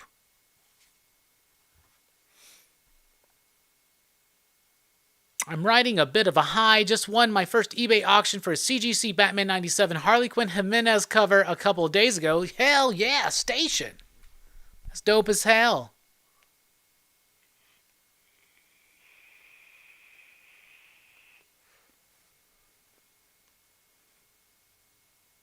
Let's see. Can we all agree that's the right way to do a speedster scene? Oh, are we talking about Eternals? I haven't seen it yet. Is it better than X-Men Days of Future Past? Is it? All right, it's time to dive into top 5 territory, y'all.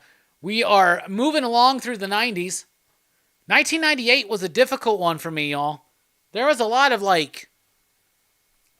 really good movies in 1998 that I love because 1998, I'm 17. I'm starting senior year of high school. I'm in the movie theater every single freaking week. And I'm watching these movies. And I have a lot of attachment to these movies. And I'm in the video store checking out these indies that I can't see in the movie theater. Right? And man, loving it. So it's time for my top 5 favorite movies in 1998. What's yours?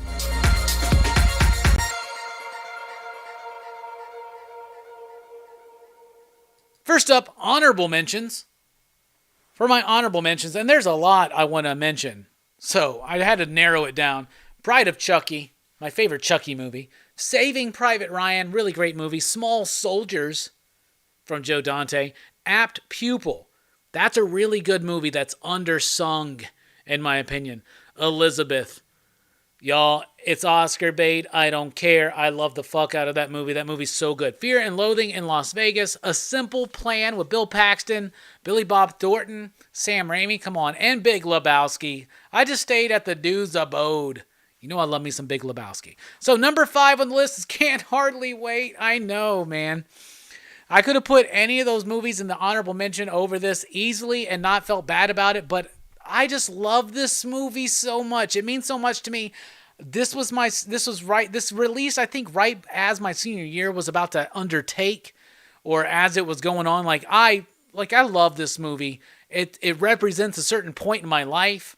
I feel like it kind of captures a bunch of moments that me and my friends went through, and I just love it. At number 4, Out of Sight, Steven Soderbergh, man, come on. Based on the Elmore Leonard novel, George Clooney. This started after ER. This started my cinematic obsession with George Clooney. Jennifer Lopez isn't too bad in it as well. Really great dialogue, really great, stylish, sexy, fun film. Crime. Number 3, Rushmore. Come on. Wes Anderson, Bill Murray, Jason Schwartzman. This movie's so funny.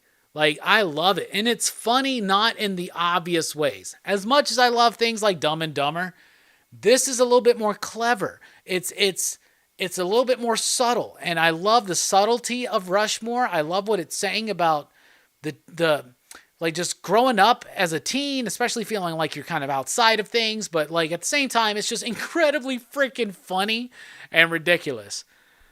Oh, these are my OR scrubs. Oh, are they? At number 2, Halloween H2O. I talked a lot about this already because of Horror Fest. We covered all the Halloween films. This is my second favorite Halloween film of all time, right behind the very first original. I love this movie. Jamie Lee Curtis, Laurie Strode. It's a really great completion to the entire series. It's fun. It does kind of feel post-Scream, but it works. Steve Miner did a hell of a job on that. The music by John Ottman is amazing. And my number 1, it's obvious, y'all. There are worse things out tonight than vampires. Like what?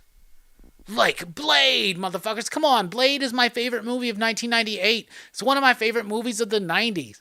I love and adore this film. Wesley Snipes, Stephen Dorff, come on. Udo Kier.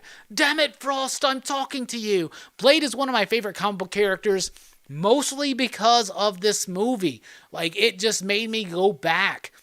When they started doing the Marvel Essentials, I grabbed up every single Tomb of Dracula one that released and fell in love with this character from the comic book page, right? The Night Stalker stuff from back in the day. We were talking about this on Blame Fable earlier, but the animated series.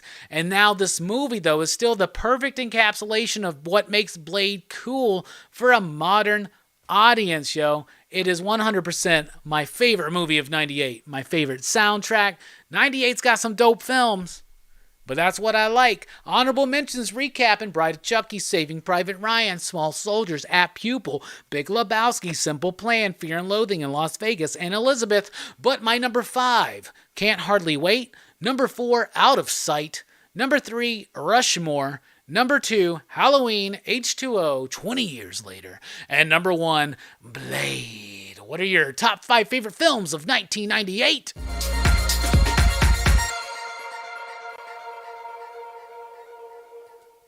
Let's take a look. William says, Waterboy, X-Files, Rush Hour, Lethal Weapon 4, H2O, and Phantasm 4. Oblivion. Nice station. Missing Link, Big Lebowski, The Faculty, Small Soldiers, Pleasantville, Life is Beautiful. Great list, great list. Yeah, Bryan Singer, At Pupil. We don't linger too much on the Bryan Singer aspect, but At Pupil's a really good movie. Out of Sight actually took place in the same world as Jackie Brown. Yes, in fact, Michael Keaton plays the same character in both of those films. They do translate very well to film, Eric. Yep, Steph, there you go. Michael Keaton's character with the connection. Philip says, Can't Hardly Wait holds a special place in my heart too. It's also got Eve 6 on the soundtrack. Come on, Open Road song, baby. Switch out Pleasantville for Blade. Did you forget Blade came up? Eric says, that number 1 pick is Ice Skating Uphill. Yeah, I know, right? Some motherfuckers always want to do it. Pleasantville's a good movie, man. Can't name 5 movies from 98, but I also can't name 5 movies from any specific year. There you go. I once tried to ice skate uphill, not good. Fear and Loathing would definitely be on the list. That's a good one. Mike says, Blade and Saving Private Ryan are two of the best flicks of 98. Officially Unofficial Geek says, see, SLC Punk, Can't Hardly Wait, Wedding Singer, and Pleasantville. Okay, so here are the ones that didn't make the honorable mentions. Wedding Singer, Merlin. Do you remember the Merlin movie? Like, that was on NBC. Disturbing Behavior. That's one I really like. Shakespeare in Love. I really like that movie. Gods and Monsters. Ian McKellen playing James Whale. Brendan Fraser. And Hurly Burly. Sean Penn. Kevin Spacey. Hurly Burly is another one of my favorites. So those are the ones that I wrote a big-ass list. I was just like, oh my God, I love them all. What Dreams May Come. Come on. Come on. 62 with Blade, Dark City, Thin Red Line, Legend of 1900 Replacement Killers, and Big Lebowski. Comic Toby says, she's all that because it was my first date. And Kiss. Mike says, what's up, Mike? Mike says, Fear and Loathing Las Vegas, Rushmore, Big Lebowski, Ronin, Mask of Zorro. Ronin's got one of the best car chases of the 90s for sure. Philip says, Wild Things, Pleasantville, Can't Hardly Wait, Rushmore, or Rush Hour, and Blade. Nice. Mike says, honorable mention of Star Trek Insurrection. Not a great Trek flick, but it is still a Trek flick. I agree. Big Herm says, Can't Hardly Wait, Waterboy, Rush Hour, The Truman Show. Yeah, The Truman Show, man. That's a good one. Mask of Zorro. Fuck yeah, man. Good stuff, y'all.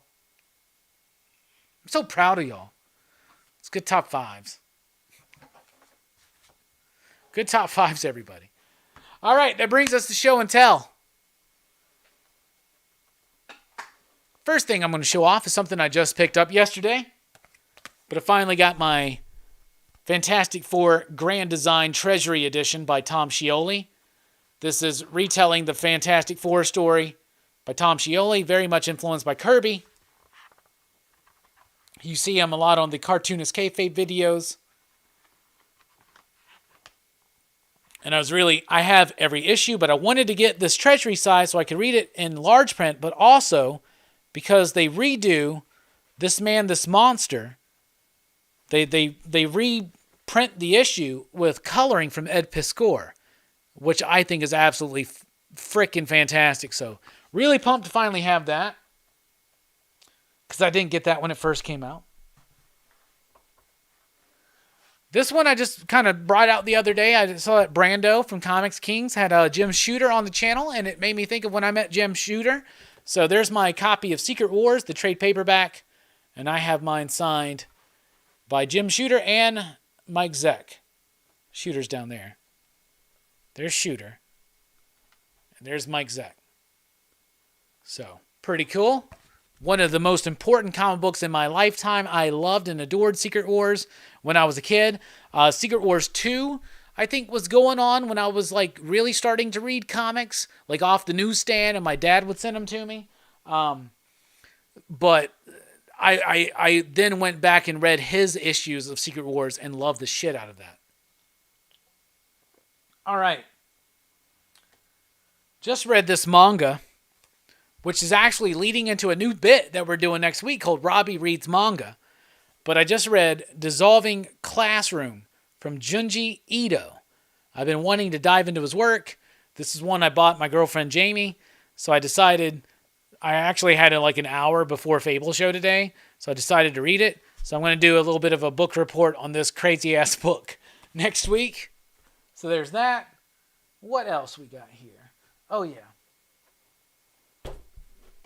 Check this baby out. You know me. I love Transformers. I love the Seekers. This is Acid Storm, Ion Storm, and Nova Storm. All in a triple pack. We'll be opening this one day. That's going to be a fun show. Speaking of fun show, how about when I get to review this next week? Apple Pie Toast Crunch. You got to be fucking kidding me, y'all. Apple Pie Toast Crunch. I've been waiting for Apple Cinnamon Toast Crunch to come back my whole goddamn, adult existence, pretty much.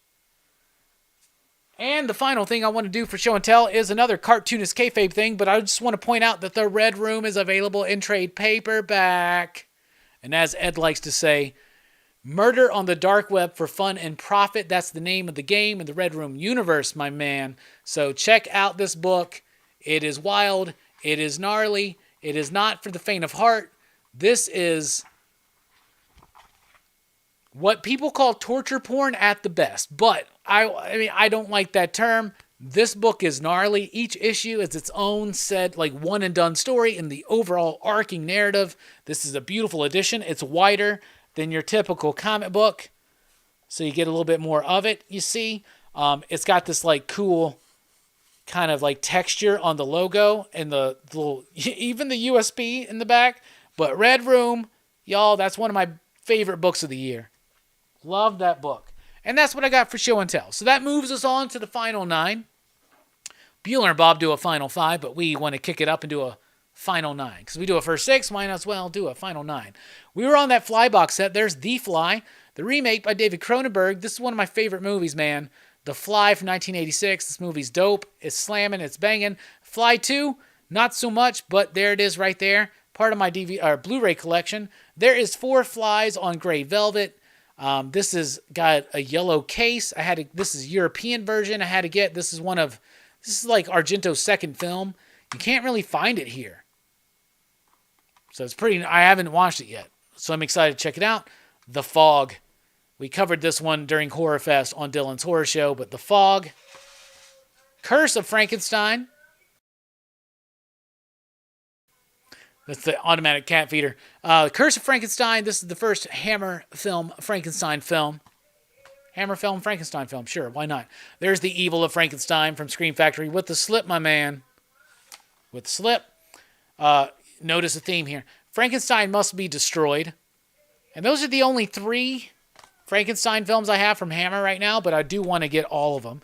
And then we were talking about William Friedkin on Dylan's Horror Show for the finale of Horror Fest when we talked about The Exorcist. And I was talking about his other films, and I was like, dude, The French Connection. So there's my copy of The French Connection. Love this movie.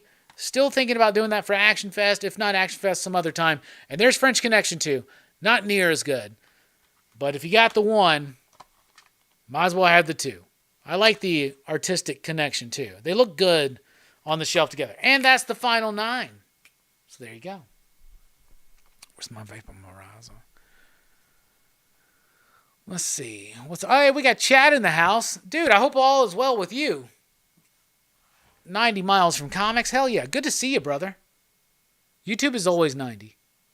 Twitch says Lock, Stock, 2 Smoking Barrels, Blade, Big Lebowski, What Dreams May Come, and SLC Punk. Nice. Big Herm's honorable mentions are Enemy of the State, and he got Game with Blade. Hell yeah. Man, the size of that print, do you feel like you're in Giant Land with that one?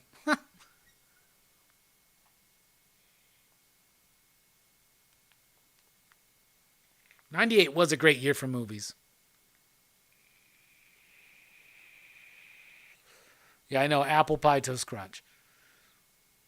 I think it may be better than what I remember Apple Cinnamon Toast Crunch being. And then, they had Apple Cinnamon Toast Crunch not too long ago, but they were more like tiny toasts. Brandon did a great job. Hell yeah. Mike says, I have to read Red Room. I did track down some of the single issue variants that looked badass. Yeah, there's some good ones. Looking for House of Frankenstein, like the old school one. Get that Frankenstein Legacy set.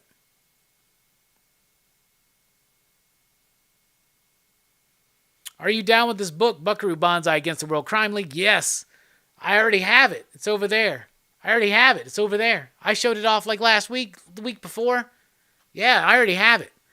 It's I think that's the wide release, but for the comic shops, it's already been out. But yeah, I got that book over there. Haven't dived into it yet. Want to? It's dope. It's dope. I'm excited. Yeah, it's. I'm looking at it right now. It's dope. It's a great cover, man. All right, well that's the show tonight, everybody. Boom. We got lots of cool stuff coming up this week. Like I said, do your homework and watch Seven Samurai. We're going to be talking about that Friday night for PCP Movie Night at 9 p.m. Central Time. And then at 7 p.m. Central Time over at Dylan's Horror Show on Saturday, we're doing Motel Hell. So lots of cool, fun jams going on here. Anyway, thank you so much for the support. Thank you so much for the chats. We are dipping out, PCP Army. Y'all have a good one. And remember, no matter where you are, I fucked that up. Station!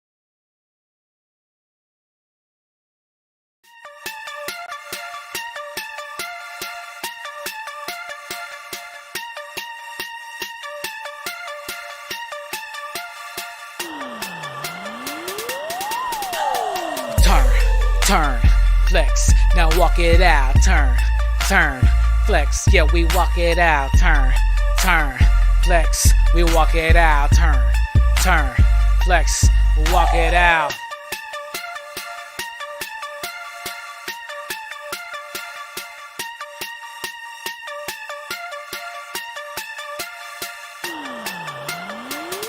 Yo, started this shit back in 98.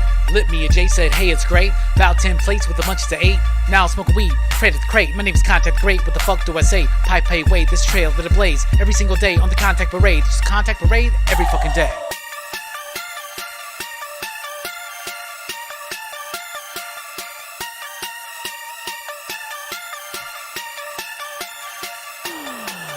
Yo, we turn, yeah, we walk it out. Turn, yeah, we flex and we walk it out. Turn, flex, yeah, we walk it out. Turn, flex and we walk it out. Walk it out.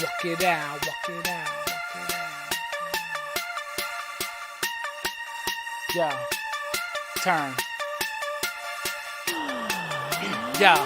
Yo. 2 shots of Jaeger and some burns in my chest. Shotgun the sparks and to earn with the best. Get on the show, now you learn with the rest. Put on the show, motherfucker with the best. Let me tell ya, don't distress. Everybody get blessed. Everybody get the test. Everybody walk it stress. Walk it out. Stretch, bless. Walk it out. Stretch and flex. Walk it out. Stretch and flex. Walk it out. What? But first, turn. Flex, now walk it out. Turn, flex, yeah, we walk it out. Turn, flex and we walk it out. Walking every day cause we know what we talk about.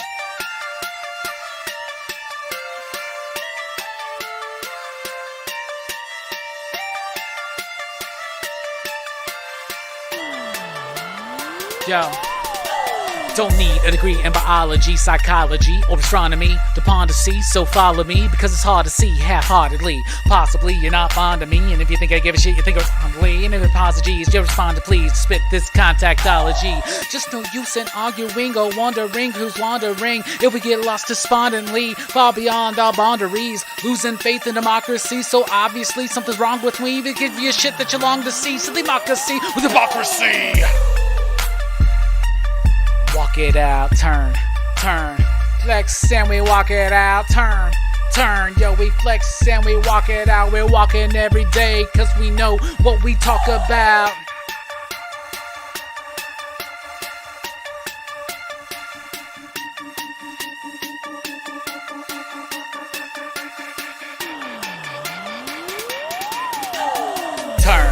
Turn, flex and we walk it out, turn everybody. Flex, yeah, walk it out, turn, flex, walk it out, weird, stretching every day, cause you know what we bout, turn, and we flex and we work it out, walk it out, work it, work it, work it, work it, work it. Oh!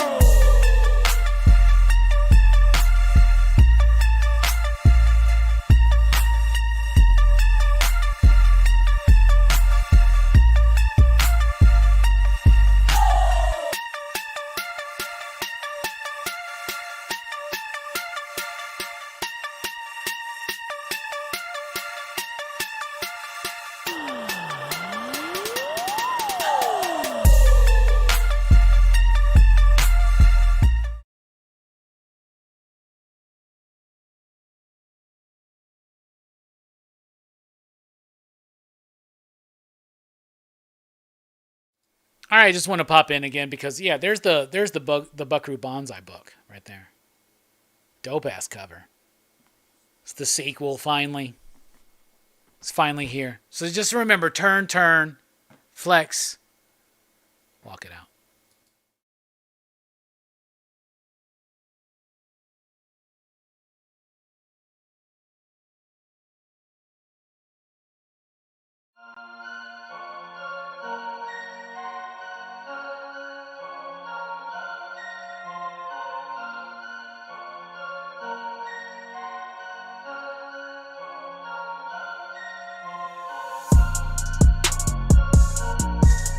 All right, so we're doing a taste test.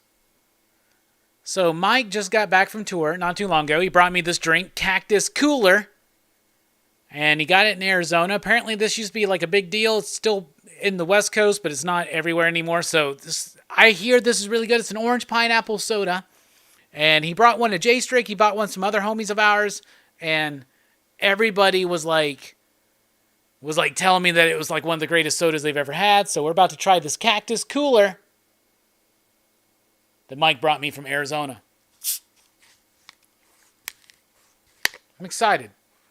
Oh, it smells so good. It smells like orange rind.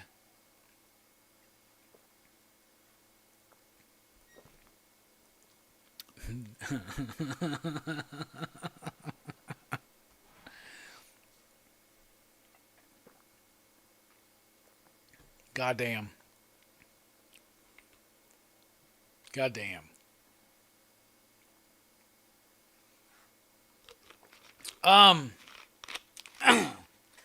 Suffice it to say, this is one of the best sodas I've ever had in recent memory. I love that shit out of this. Orange pineapple, you taste it. It's kind of got a Kool-Aid tang to it. Let's get a little bit of a tang to it, actually. But carbonated and crispy and bitey. Oh my God. That's brisk, baby. Oh, I love that. Oh my God, it's so fucking good. 5 you digs. It's a perfect fucking score. Hey Mike, I see you. Yeah, let's get a fucking case. You gotta be kidding me. This shit's delicious. Holy cow. Oh my god, that's so fucking good. Thank you, Mike. It was worth the wait. I held on to that thing for like 2 goddamn weeks. It's good shit. All right, y'all, we're out. Remember, be excellent to each other. Love everyone. I love y'all. Tell everybody that you love them. And turn, flex, and walk it out.